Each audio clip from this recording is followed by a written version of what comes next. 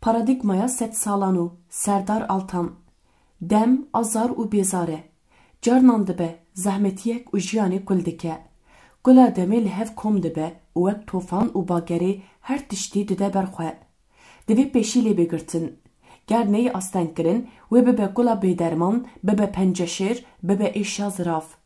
Mirov dikare demê bike derman jî. Êş û janên hezar salan derman bike.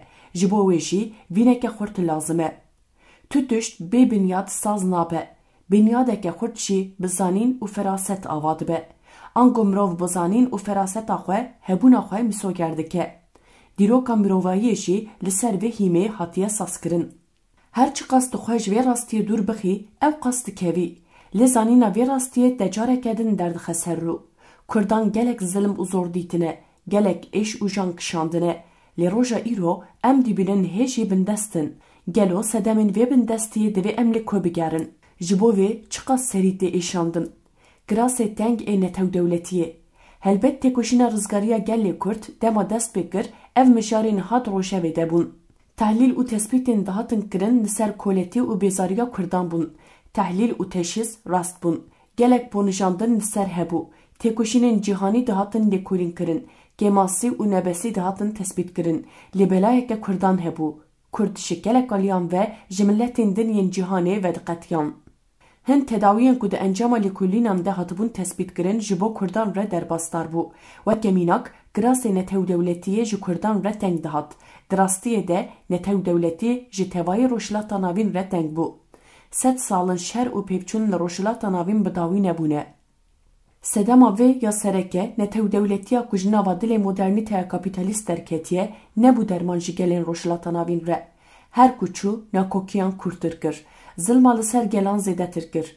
Geh şer di nava dewletan de derketin, geh şerên navxweyî. Niha tevayiya van dewletên ku bi hişmendiya modernîteya kapîtalîst hatbûn avakirin, yek bi yek têk diçin. Afganistan, Lübnan, Iraq, Sûrî, niha jî İran. Bişaftineke mezin heye li van welatan. Lê mixabin dîsa gelên rojhilata navîn zerarê dibînin. Li dij netewdewletiyê paradigmaya nû. Me got kirasê netewdewletiyê ji Kurdan re teng hat. Dibe hin derdor bêjin mafê Kurdan jî heye ku bibin dewlet. Pêkane, ger pekeke bixwesta, belkî heta niha 10 caran dewlet ava kiribû. Balkêşa rêberê gelê Kurd Abdullah Öcalan di hevdîtinên bi heyeta Dem Partiye re car caran behsa vê mijarê dike.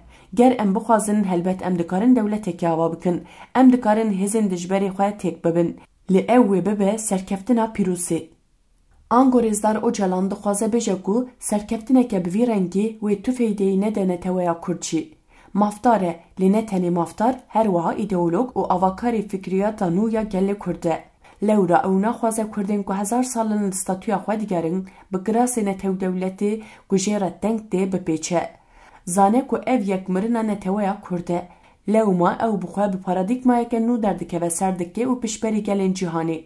Di perspektîfa ku rêberê gelê Kurd Abdullah Öcalan ji bo Kongreya Danzdemîn apekekê şantiye, em rastî nirxandineke demdirêj a pêvajoya dîrokî tên. Birêz Öcalan ji vir birê dikeve û paradigmaya serdema nû saz dike.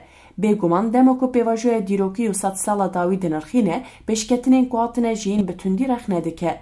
Dema ku kapîtalîzmê analîz dike, kemasî û nebesiyên sosyalîzma reel û marksîzmê re dixeber çavan. Bi taybetî rewşa ku Kurd tê de ne analîz dike. Ew faktorên ku rê li ber dîtina ciyê ku Kurd heq dikin, di nav gelên cîhanê de rave dike. Ew behsa wêyekê dike ku lêgerîna Kurdan a ji bo statûyê çawa hatiye astenkirin. Ew bandora hin malbat û eşîran, xelatiyên ku hatine kirin, xiyanet, encamên nebes jî hatibûnê, çawa nêzîkatiyên reaksiyoner bûne sedema windakirina Kurdan û gelek sedemên din rêz dike û di rastiyê de ew bi berfirehî analîz dike ka em çawa gihîştine vê rojê. Berîniha li dijî modernîteya kapîtalîst, modernîteya demokratîk pêşniyar kiribû. Ji bo gelê Kurd û tevayiya rojhilata navîn jî fikriyata konfederalîzma demokratîk ava kir. Îro jî bi sosyalîzma rastexîn û demokrasiya civaktî paradigmaya xwe bi rih û cam dike, bi goşt û hestî saz dike. Bandor li gelên cîhanê dike. Di nava vê paradigmayê de ne tenê erkên siyasî hene, her wiha ji şexsiyeta mirovan bigirin sosyalîteya civakî, azadiya jinê, heta rewş û parastina xwezayê gelek mijar cih digirin. Formülasyonek wisa ye ku azadiya gelê Kurd û tevahiya gelên rojhilata navîn dide ber xwe.